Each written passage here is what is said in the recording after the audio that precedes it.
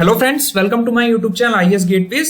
SSC JEE civil mains का जो exam हुआ था उसकी जो मॉडल आंसर कीज हैं वो ऑफिशियली अनाउंस कर दी गई थी। बहुत सारे स्टूडेंट्स को कुछ क्वेश्चंस में डाउट्स थे, उन्हें कंफ्यूजन है कि इन क्वेश्चंस में ऑब्जेक्शन रेज करना चाहिए या नहीं चाहिए।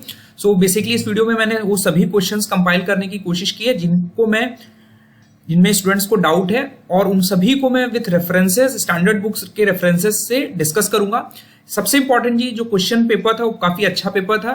जो क्वेश्चंस थे वो 95%, 90 to 90% क्वेश्चन सारे हमारी स्टैंडर्ड बुक से सेट किए गए थे।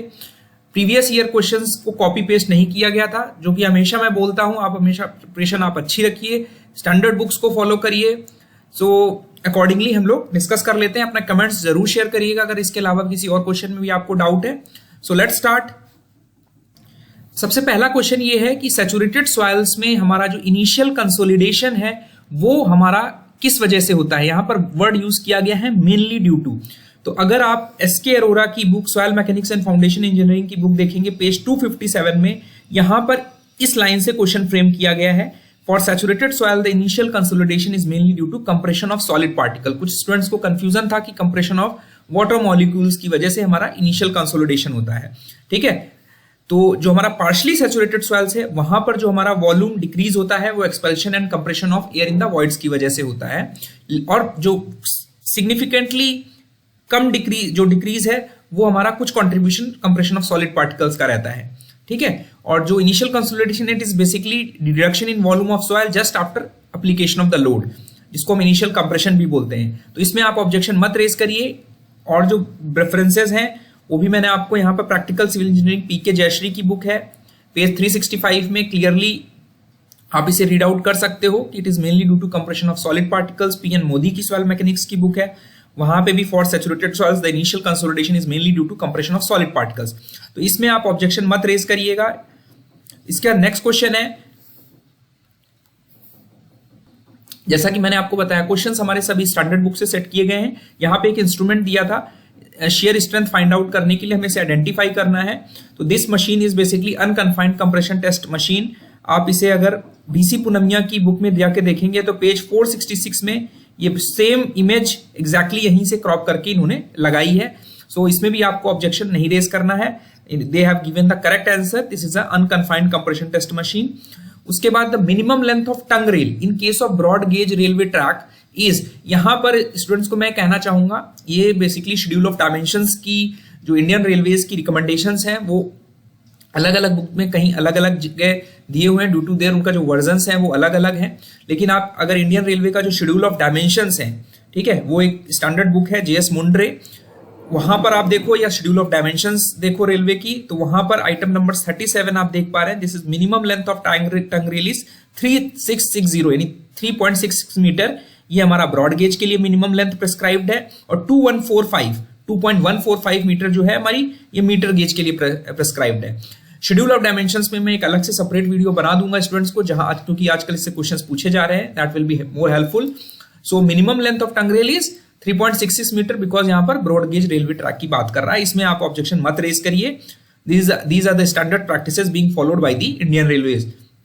इसका नेक्स्ट क्वेश्चन है कि which identify the defect in timber which is not caused by the seasoning of timber. Seasoning of timber के अलावा जो और डिफेक्ट है वो कौन सा है, तो आप देखोगे रिंड गाल, ये गलत लिखा हुआ है, दिस इज एक्चुअली रिंड गाल। वारपेज, चेक्स और स्प्लिटिंग जो है ये सीजनिंग के डिफेक्ट्स हैं, जैसा कि आप बिल्डिंग मटेरियल की एसके दुग्गल की बुक में देख सकते हो। डिफेक्ट्स ड्यू टू सीजनिंग में हमारा पेज 101 में चेक्स, स्प्लिटिंग और वारपेज ये तीनों आते हैं। इस तरह के क्वेश्चंस मैंने टेस्ट सीरीज में भी दिए हुए थे, जिन स्टूडेंट्स ने दिया होगा they will able to appreciate. ठीक है, और जो हमारा रिंड गाल है, rind gall is basically defects due to abnormal growth, जो कि यहां पर हमारा डिफाइंड है। This swelling of growth of layers जो है, this defect is known as rind gall and this defect is due to the abnormal growth of the layers. ठीक है, तो इसमें भी आप ऑब्जेक्शन मत रेज करिए। इस क्वेश्चन में भी स्टूडेंट्स को काफी डाउट है, जिसमें पूछा गया था कि वाटर लॉगिंग का जो हमारा इफेक्ट है एग्रीकल्चर लैंड पे वो क्या क्या है। पहला स्टेटमेंट है कि जो वाटर लॉगिंग होती है it increases the activity of soil bacteria. तो ये इंक्रीजेस नहीं होता, ये डिक्रीजेस होता है। जो बैक्टीरिया की एक्टिविटी है उसको रिड्यूस कर देती है। अभी मैं रेफरेंसेस की बात करूंगा। जो हमारी ग्रोथ होती है वो कम हो जाती है प्लांट्स की। और water logging leads to growth of wild flora. Flora means जो हमारे श्रब्स हैं, जो वीड्स हैं। Wild flora is pertaining to weeds, ठीक है। तो ये वीड्स जो है ये हमारी इनकी ग्रोथ बढ़ जाती है।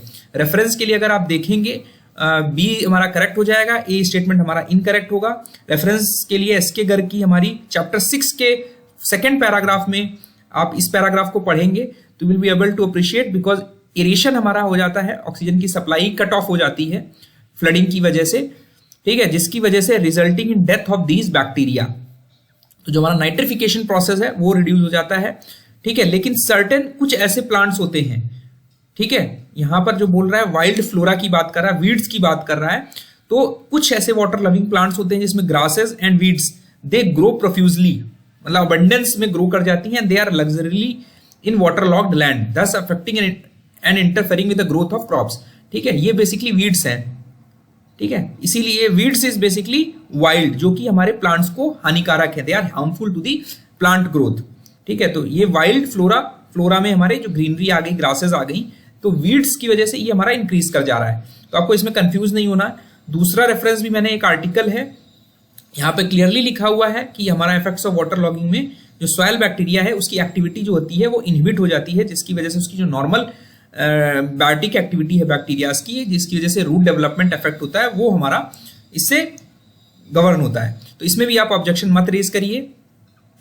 इसके बाद नेक्स्ट क्वेश्चन है हमारा, आपको मैं रेफरेंसेस भी बताता चल रहा हूँ सो दैट जो स्टूडेंट्स प्रिपरेशन कर रहे हैं और जो नेक्स्ट एग्जाम होगा उसके लिए आपको आइडिया लग जाएगा कि आपको बुक्स फॉलो करनी है।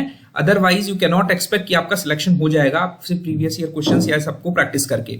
तो आई वुड सजेस्ट, अब देखिए ये क्वेश्चन था, इसमें 2 स्टेटमेंट्स दिए थे रिगार्डिंग एस्बेस्टस। इसमें बोला गया कि asbestos heated below 550 degree Celsius. तो जो एस्बेस्टस है वो अपनी इलास्टिसिटी खो देता है, स्ट्रेंथ खो देता है और ब्रिटल हो जाता है। बट जब ब्रिटल हो गया तो ये अपनी जो प्रॉपर्टीज है कूलिंग पे रिस्टोर नहीं करेगा। तो यहां के बाद इन्होंने जो लिखा restore, but it does not restore, ठीक है, ये रिस्टोर नहीं कर पाता, तो ये स्टेटमेंट गलत हो जाएगा। और asbestos molecules are strongly bound together only in one direction, ये सही है, एक ही डायरेक्शन में इसके जो मॉलिक्यूल्स हैं बाउंड होते हैं। Lateral bond with the adjacent molecule जो होता है वीक होता है। तो रेफरेंस के लिए फिर से आप देखेंगे एग्जैक्टली सेम लाइंस हमारी इसके दुग्गल की पेज 502 में लिखी हुई हैं। जो सेकंड स्टेटमेंट है वो ये है, asbestos molecules are strongly bound together only in one direction, whereas the lateral bond with the adjacent molecules is quite weak. Or when asbestos is heated over to 550 degree Celsius, chemically bound water is removed, जिसकी वजह से जो elasticity है asbestos की वो खत्म हो जाती है, स्ट्रेंथ कम हो जाती है। ब्रिटल होने के बाद it fails to restore, तो यहाँ पे इन्होंने ये हटा दिया, तो इसकी वजह से स्टेटमेंट गलत हो गया, ठीक है। और अगर हम 550 डिग्री सेल्सियस से ऊपर हीट करते हैं एस्बेस्टस को तो वो मेल्ट हो जाता है। तो इसमें भी आप ऑब्जेक्शन मत रेज करिए, इन्होंने करेक्ट आंसर दिया है। इसके बाद हमारा करेक्ट पेयर्स हमें निकालना है। क्वेश्चन है कि मिनिमम रोडवे की विड्थ बतानी है और हमारा जो टेरेन है वो हमारा माउंटेनियस और स्टीप टेरेन है। तो रोड्स की कैटेगरी है single lane major district road. तो ये रेफरेंस पहले देख लेते हैं, ये हमारी जस्टो एंड खन्ना की बुक से क्वेश्चन फ्रेम किया गया है, which can be refer to IRC code also. तो आप देखेंगे कि यहाँ पे माउंटेनियस एंड स्टीप टेरेन है 4.3 टेबल में, और हमारा मेजर डिस्ट्रिक्ट रोड है और सिंगल लेन है। तो हमारी क्या हुई roadway width 4.75। Other district road के लिए हमारा माउंटेनियस टेरेन के लिए फिर से सिंगल लेन के लिए 4.7 हुई। विलेज रोड सिंगल लेन के लिए 4 मीटर हुई। तो अगर आप रेफरेंस देखेंगे तो इसमें ये 4 मीटर हो गई विलेज रोड के लिए, अदर डिस्ट्रिक्ट रोड के 4.75, और ये single lane major district road के लिए भी 4.75 मीटर होगी। तो हमारे केवल सेकंड और थर्ड स्टेटमेंट ही करेक्ट हुए, बाकी हमारे इनकरेक्ट हो गए। तो इसमें भी आपको कोई भी ऑब्जेक्शन नहीं रेज करना है। नेक्स्ट क्वेश्चन है हमारा, एस्टिमेट्स हमें बनाने हैं construction of propose hospital building and identify the estimate that does not belong to category of preliminary estimate.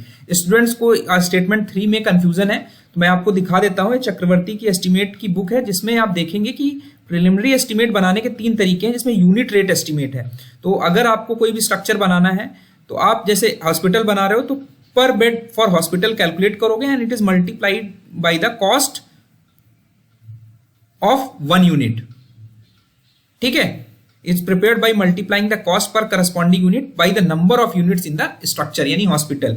तो यहां पे यूनिट एरिया हो गया, प्लिंथ एरिया हो गया, तो ये वाला भी करेक्ट हो गया, पर यूनिट लेंथ वाला भी करेक्ट हो गया। तो हमारा सिर्फ ये वाला जो आइटम स्टेटमेंट 1 बचता है, जो कि हमारा आइटम ऑफ वर्क के हिसाब से रिस्पेक्टिव यूनिट रेट से बनाते हैं। ये हमारा डिटेल एस्टीमेट बनाने का तरीका है। तो हमारा यही स्टेटमेंट हमारा करेक्ट होगा इस क्वेश्चन के लिए। इसमें भी आपको ऑब्जेक्शन नहीं रेज करना है। ये चक्रवर्ती की बुक है।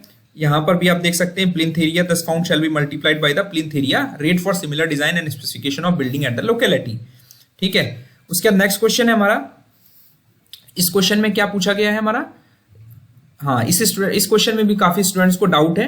कैरेक्टरिस्टिक्स ऑफ कंटूर लाइन में पहला असर्शन है कि एक single contour line can not split into two lines. ये बिल्कुल करेक्ट है, इसमें स्टूडेंट्स को कोई कंफ्यूजन नहीं था। लेकिन कुछ स्टूडेंट्स का कहना है कि नाइफ एज रिज या depression does not occur in nature. ये भी स्टेटमेंट बिल्कुल करेक्ट है, और इसी वजह से हम सिंगल कंटूर लाइन को दो लाइन में स्प्लिट नहीं कर सकते। ठीक है, तो करेक्ट एक्सप्लेनेशन है। रेफरेंस के लिए आपको मैं सर्वेइंग वॉल्यूम 1 बीसी पूनमिया की बुक में दिखाता हूं। पेज 260 से ये क्वेश्चन फ्रेम किया गया है। You can see exactly same lines से क्वेश्चंस बना रहे हैं। A single contour line can not split into two lines, पहला असर्शन ये हो गया। दिस इज एविडेंट बिकॉज, तो ये रीजन हो गया second statement. The single line would indicate, single line हमारा क्या इंडिकेट करेगी, a knife edge ridge or depression.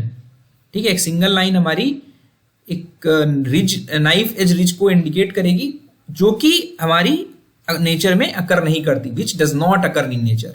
ठीक है, तो सिर्फ जनरल अप्रीहेंशन से आप क्वेश्चंस मत दीजिए। जो बुक्स में थ्योरेटिकल कंसेप्ट्स दिए हुए हैं उनको समझना बहुत जरूरी है।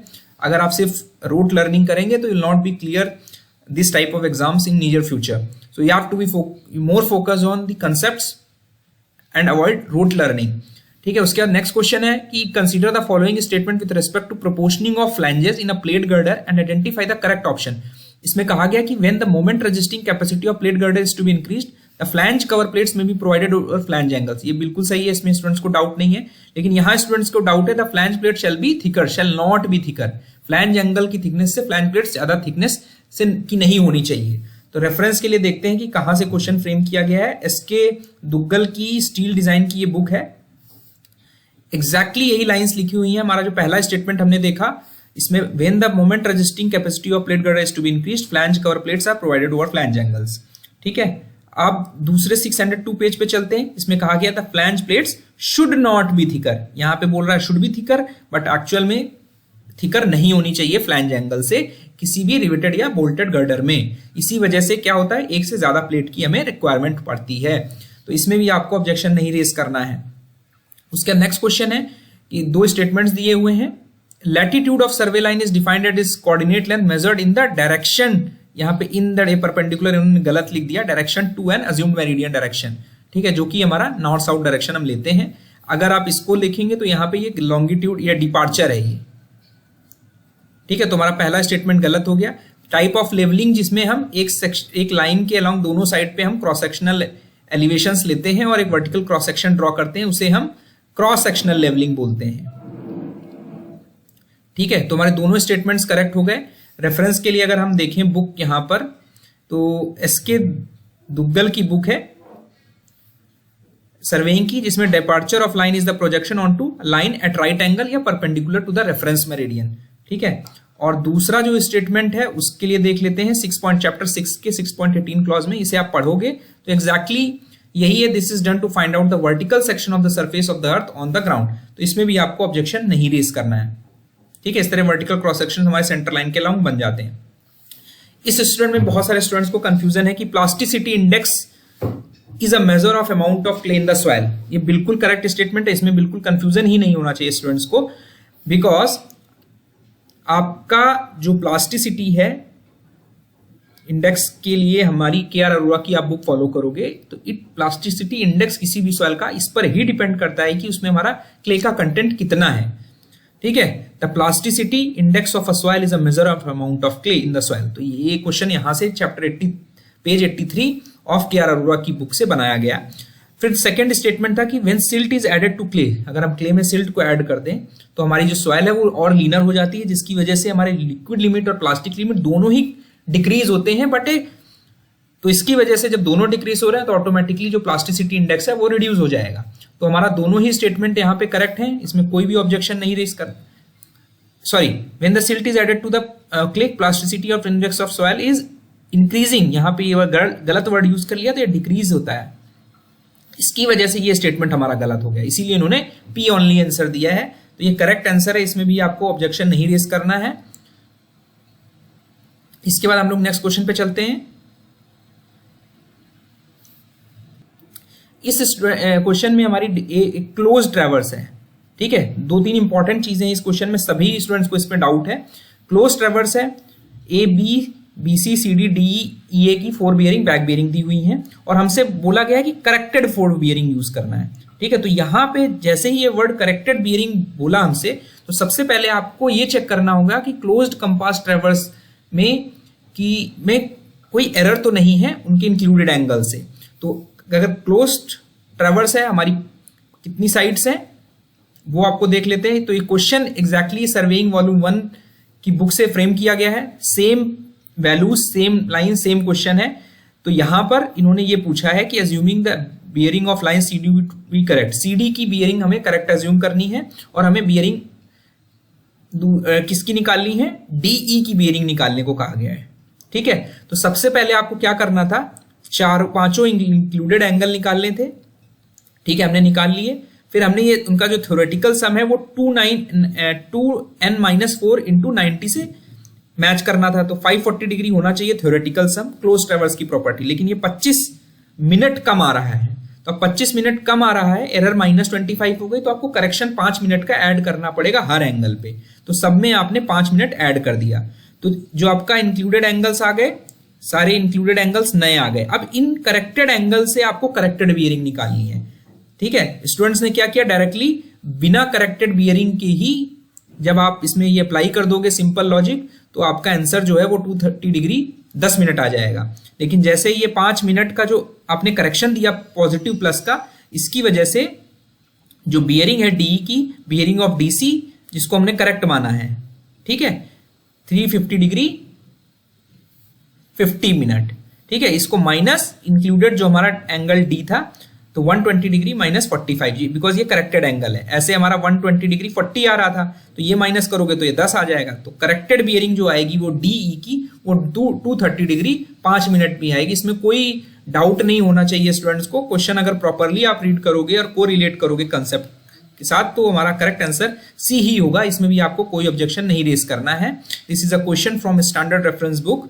इसके नेक्स्ट क्वेश्चन है हमारा, एक टेबुलर फॉर्म में मास कर्व की डिटेल्स दी हुई है, रेन गेज से रिकॉर्ड किया गया, ठीक है। तो मैंने यहां पर कैलकुलेट करने की कोशिश की है, हर 15 मिनट को मैंने रिकॉर्ड किया, टाइम इंटरवल निकाला। क्यूमुलेटिव रेनफॉल हमने जो टेबल में दी थी 6, 15, 15, 30, 35, 45, तो हर टाइम इंटरवल के बीच में जो इंक्रीमेंटल डेप्थ है 6 mm का है, फिर 15 हो गया तो 9 mm हमारी नेक्स्ट 15 मिनट में हुई, फिर हमारी 15 से 15 है, इसका मतलब हमारी इस 30 से 45 के इंटरवल में कोई रेनफॉल नहीं हुई है, इसी वजह से ये दोनों कांस्टेंट है। तो ये स्टेटमेंट तो करेक्ट हो गया। अब जब आपको इंटेंसिटी निकालना है किसी पर्टिकुलर ड्यूरेशन में, तो 15 मिनट के लिए, तो आप इन सबको मल्टीप्लाइड बाई 4 कर देंगे, बिकॉज पर mm पर आवर में हम कन्वर्ट कर रहे हैं। तो ये mm आ गया, रेनफॉल आ गई, डिवाइडेड बाई टाइम हमारा 15 मिनट था, तो इसको आवर में बदलेंगे तो हमारा मल्टीप्लाइड बाई 4 आ जाएगा। तो आप देखेंगे कि 0 से 15 मिनट में जो इंटेंसिटी ऑफ रेनफॉल है वो 24 mm पर आवर है, और 60 से 75 में ये 20 mm पर आवर है। तो इसकी इंटेंसिटी इससे ज्यादा है, यही चीज इसमें क्वेश्चन में कही गई है। तो दोनों ही स्टेटमेंट हमारे करेक्ट हो गए।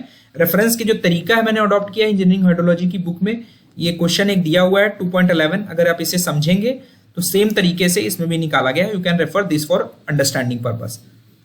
इसका नेक्स्ट क्वेश्चन है हमारा, प्रोपोगेशन ऑफ साउंड वेव से रिलेटेड 2 स्टेटमेंट्स दिए हुए हैं, जिसमें sound propagation from one point to another is governed by Sabine's formula. ये गलत स्टेटमेंट है, बिकॉज सेबिन्स फॉर्मूला का यूज हम करते हैं रिवर्बेशन टाइम निकालने में। In air sound waves propagates as longitudinal waves, ये बिल्कुल करेक्ट है। ये बेसिक आपने फिजिक्स जब पढ़ी होगी 11th-12th में, तब आपने पढ़ा होगा। तो क्यू स्टेटमेंट गलत है। सेबिन्स फॉर्मूला हमारा रिवर्बरेशन टाइम, यानी 60 dB साउंड जो है वो कितने टाइम में डिके हो जा रहा है, ये रिवर्बरेशन टाइम होता है। ये गेल की हैंडबुक है एक, जहां पे ये लिखा है Sabin developed an equation for calculating the reverberation time which remains a fundamental parameter in studies of room acoustics। यहाँ पे V जो है ये वॉल्यूम इन क्यूबिक मीटर है उस रूम का, ठीक है। और जो हमारा रिवर्बेशन टाइम है ये है कि time for sound level to drop by 60 dB, ठीक है। तो इसमें आपको कंफ्यूजन नहीं होना चाहिए, इसमें भी आपको कोई ऑब्जेक्शन नहीं रेज करना है, ठीक है। यहां पर ये दूसरा है sound waves in air are longitudinal waves, ये प्यूपा यूपीए गिलबर्ट की फिजिक्स की बुक है, इसमें भी कोई ऑब्जेक्शन आपको नहीं रेज करना है। दूसरा क्वेश्चन है इसमें कैरोसिन नैप्था जो है ये गलत दिए हुए, एक्सचेंज कर दिया इन्होंने, ठीक है। मीडियम क्योरिंग के लिए हमारा कैरोसिन होता है, रैपिड क्योरिंग के लिए नैप्था या गैसोलीन होती है, स्लो क्योरिंग के लिए लाइट ऑयल्स होते हैं। तो करेक्ट स्टेटमेंट ओनली 3 होगा, इसमें भी आपको कोई ऑब्जेक्शन नहीं रेज करना है, ठीक है। ये रेफरेंस के लिए मैंने जस्टो खन्ना की बुक दी हुई है। इसके बाद एक इंपॉर्टेंट क्वेश्चन है कि एक टिम्बर टेस्ट स्पेसिमेन है जिसका क्रॉस सेक्शन जो है वो 50x50 है और उसकी लेंथ जो है वो आपकी 150 है।